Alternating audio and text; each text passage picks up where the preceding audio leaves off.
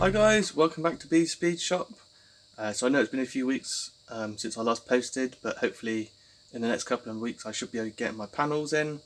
So I should be able to start doing videos more regularly again and get back to work on the Mini. So last time I was getting set up to get this outer seal clamped in and welded in, but I've run into a little bit of a problem.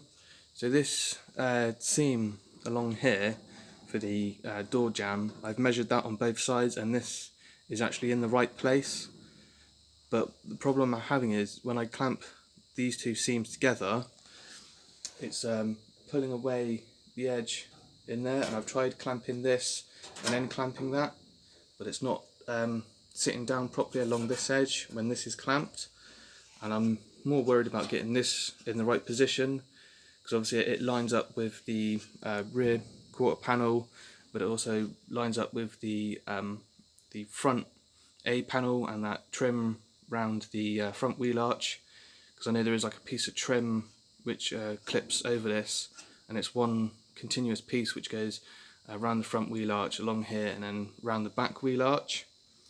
So what I'm thinking I might have to do is on the actual floor panel where the bend is, where it goes up vertical in there, I might have to make like a small cut, hammer this edge in a little bit, and then run a seam along there. It's lining up at the front and out the back just here, it seems to be lining up, but it's sort of like along this middle section where there's a gap.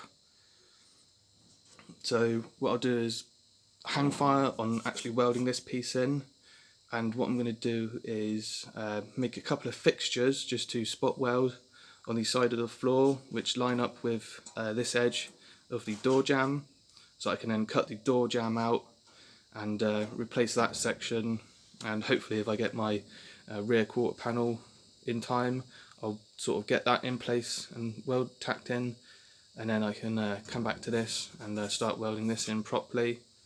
So I'm going to hang fire on this job for today, but what I've started doing is getting the rear subframe all stripped down and started to clean up some of the parts like the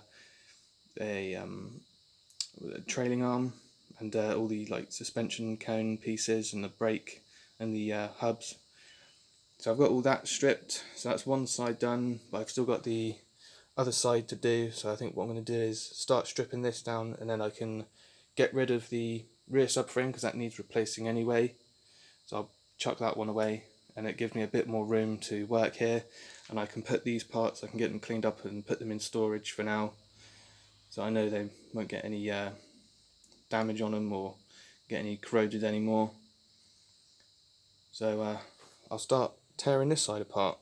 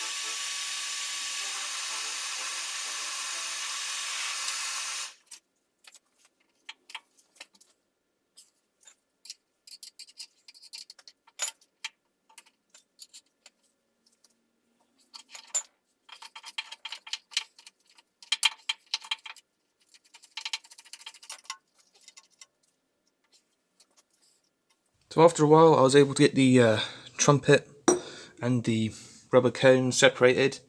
I think what happened is because where this is like a little steel cup in here and this one's alley, obviously it's corroded on the inside and they were stuck together quite tightly, but I was able to get it free in the end and pull that out. And I got the rear radius arm and brake set up out as well. So what I had to do is, there was one bolt just there which I could not get to, whichever way I twisted the radius arm. So I just came in with the angle grinder and a cut-off disc just to cut the head of that off. So obviously I just got this bracket left to take off now. And what I'll probably do as well is disassemble all the brakes and everything and give everything a really good clean up. Use the wire wheel to get all this rust and undercoat stuff off, and then use some cleaner to get rid of all the grease in where that bar is. So this is one of the rear control arms that I cleaned up, so I've just gone over it with a wire wheel just to get rid of all like the rust and any bits of flaking off stuff. It's come up quite nicely, so probably just give it a clean with some degreaser. Probably find like something to soak it in so it can soak, and I can clean it, and then once it's cleaned I can treat it and then paint it. And this is one of the alley trumpets. I think that's come up quite nice. Needs a bit of a clean, but I've got rid of all the undercoat and all the grime off of it. Got one of the rear hubs which I've started to clean up as well, which come up pretty nice. And obviously I've got all the back plate and the brake drum, which I still need to clean up, but pretty pleased with how these bits have come up so far. And then there's no real damage to any of them, apart from like a couple of threads where they've been exposed and they've gone rusty, but hopefully I'll be able to clean that up with a wire wheel. But I'm pretty happy with the job that I've got done today, so I just need to pack this away for tonight and probably leave this video here for now. So I'm going to be leaving this video here for now. I was quite pleased I was able to get the rear subframe completely stripped, so that can go off to the scrapyard now. And I've started to clean up the rear radius arms and the trumpets. I've got a few brake parts left to clean, and then I can treat those in some cure rust or something like that, just to protect them from getting rusty while they're in storage, and then they can be packed away until I need them again. So next weekend what I'm going to do is I'm going to start working on a wooden buck or mould to fix a section in the rear floor, which I'll quickly show you now. So this is the section on the rear floor that I want to repair because it's sort of rusty all in this edge. There's a few holes where it's gone through there as well.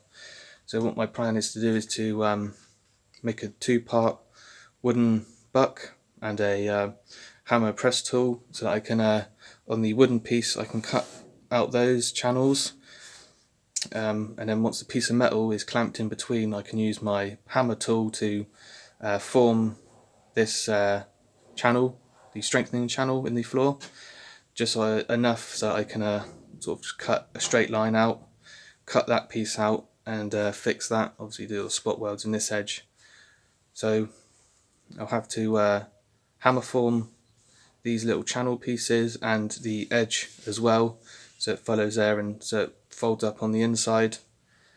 But I'll have a go at doing that next week.